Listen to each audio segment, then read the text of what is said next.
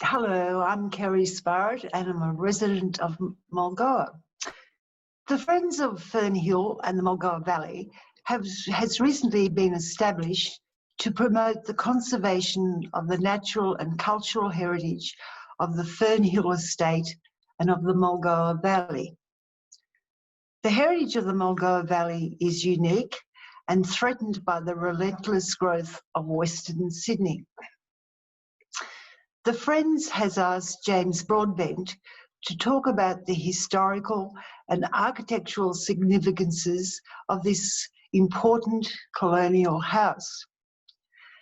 James is a historian respected for his insights into the early colonial and culture and society. He has known Fernhill since he was a child and now lives in the cottage. The Coxes.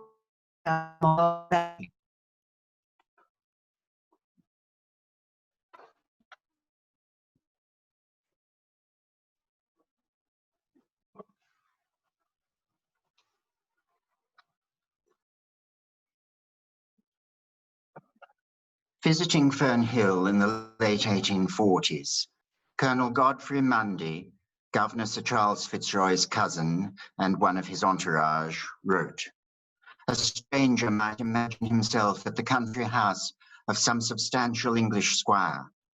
A handsome stone house overlooks by far the most lovely and handsome view as a home view I ever met with in Australia. That view and the golden sandstone house survive and have been bought for open green space by the state government of New South Wales." Fernhill was built by Edward Cox, the youngest son of the road builder William Cox. It tells us much about the ambitions, wealth, fictitious wealth, confidence, overconfidence, and mad speculation of the 1830s in New South Wales, the golden decade of the early colonial period. And it tells us about early colonial society, in particular, the emergent pastoral establishment known as the Pure Merinos, an elite class without the taint of convict connections. And it tells us of the subsequent reckoning that heedless society faced in the desperate decade of the 1840s. As we approach this handsome house, several things strike us.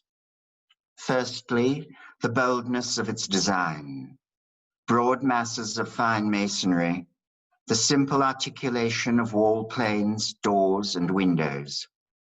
It is, like the Pure Merinos themselves, confident and ambitious. Dull, proud Pure Merinos, the historian Stephen Roberts called them. There is little fine detailing here, nothing subtle in this grand design. And grand it is. As we look more closely, we become aware of its scale. Everything is half as big again as we expect. Its French doors are nearly 9 feet high. The great semicircular bow on its garden front, more than 20 feet in diameter. This scale and lack of refined detail suited the Pure Merinos well, but they are also features of the style of the house. The Greek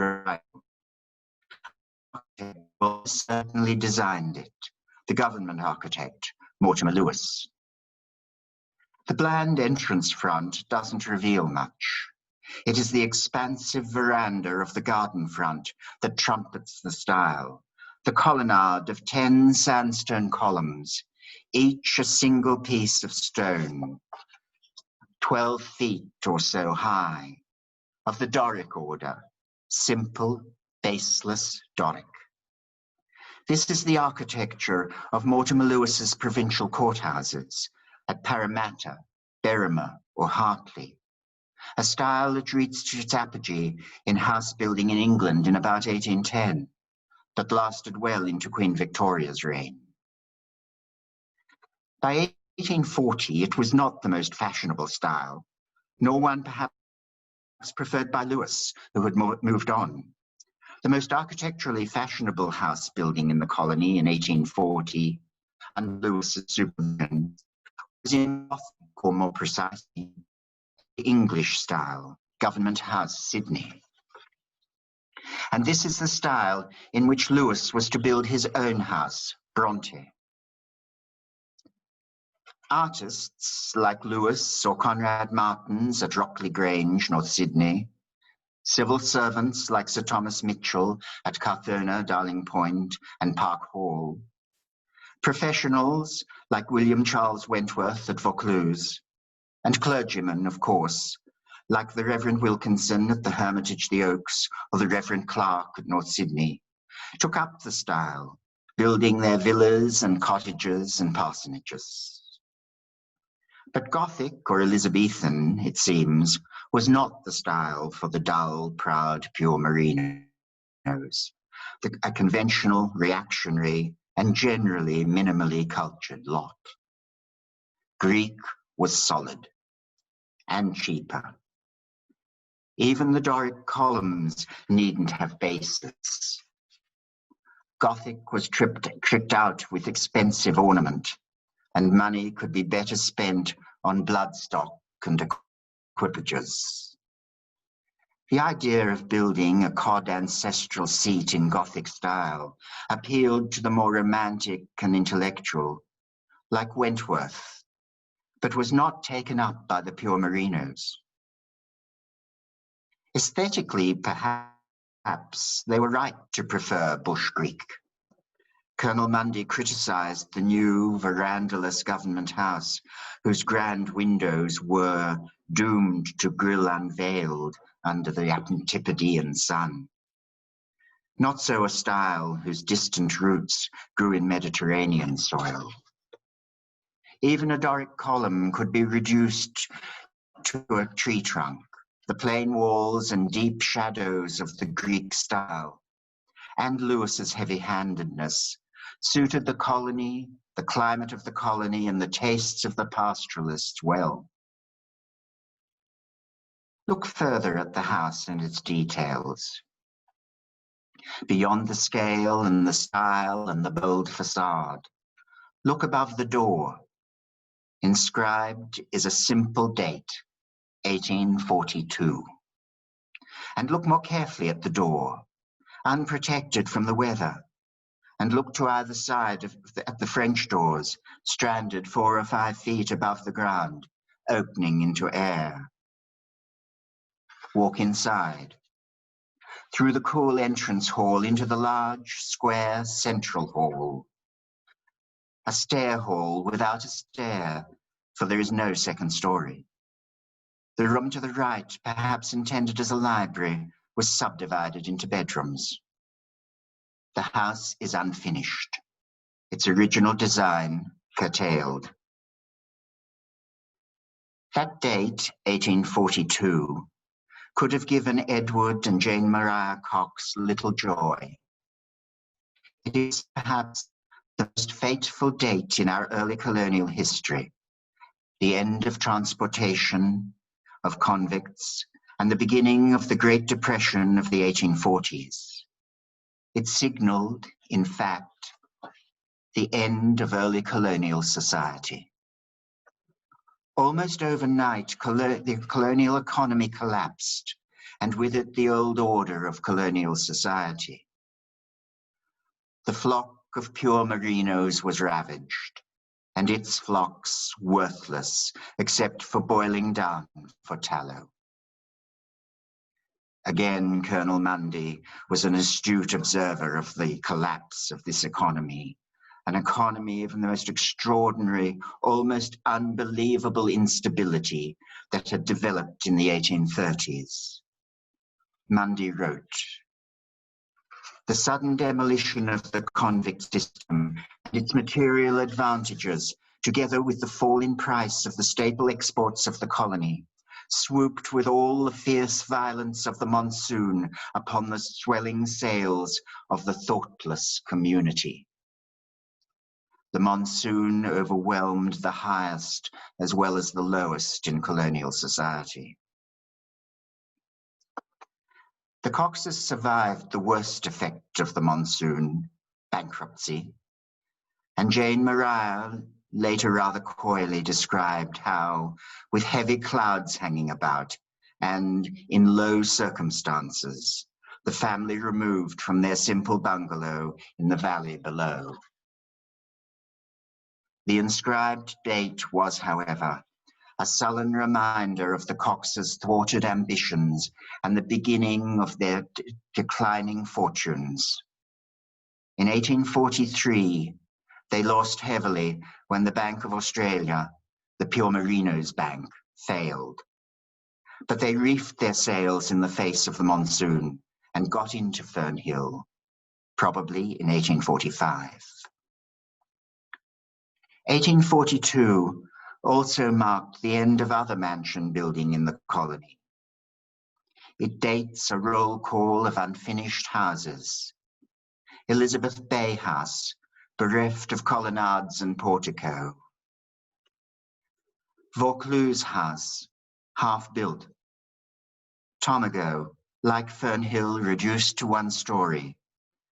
And Aberglaslyn, once the most dramatic of all, half its rooms incomplete and joinery left unfinished, unfitted in the cellar.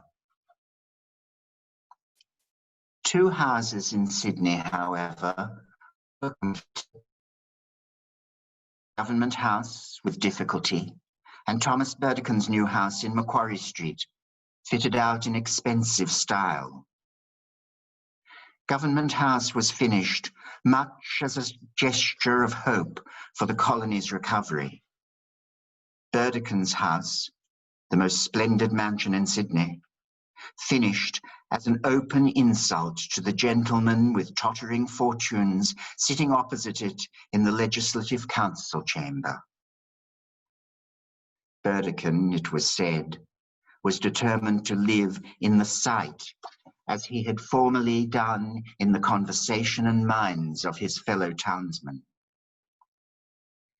No man in Sydney, it was observed, was both so much disliked on account of the usurious interest, as it was asserted, he exacted from those who were unfortunate enough to fall into his hands. The grandees in the Legislative Council in Macquarie Street opposite were compelled to pass a law, the Insolvency Act of December 1841, known commonly as Burton's Purge, after its draftsman, Judge Burton. It was, in essence, an amnesty on bankruptcy, necessary for the colony to survive. Of Cox's fellow colonists, Colonel Mundy wrote, "Some founded at once, to rise no more. Others, driven on a lee shore, fell into the hands of wreckers. While a few, with damaged rigging, split canvas and crazy hulls, managed to continue their voyage in sorry plight, but hoping for brighter skies and fairer gales." Unlike many of his fellow Pure Merinos, Edward Cox managed to avoid filing schedule for bankruptcy and avoided the clutches of usurers like Burdekin. But his fortunes never really recovered. He was one who continued his voyage with damaged rigging. He kept Fernhill, but it never became the fine mansion of which he dreamed. In a brave but pathetic attempt to give some semblance of completeness to the house, now fated to remain single-storied, the Coxes built a porte-cochere to shelter the door. But its columns were tree trunks, its pediment and entablature of wood. Its design, again almost certainly by Mortimer Lewis. Lewis was one who succumbed to the monsoon. He filed for bankruptcy in 1849. Sadly, the porte cochere, which was such a poignant part of the story of Fernhill and telling evidence of that Great Depression, was demolished misguidedly in the 1950s. What was meant to be there? Perhaps a grand double-height portico, such as Edward's brother James built at Clarendon in Tasmania, with a terrace before the French doors. We don't know. Nor do we know how the house was furnished. How, if ever, did they fill these grand rooms? Edward and Jane Maria Cox could organise a hunt for the governor's son in the early 1850s. But Fitzroy brought his own pack to Mulgoa, and Fernhill never realised the promise it held when its first stones were laid in the late 1830s. Its rooms were well finished, with fine panelled joinery, handsome chimney pieces, and decorative cornices of fashionable papier-mâché.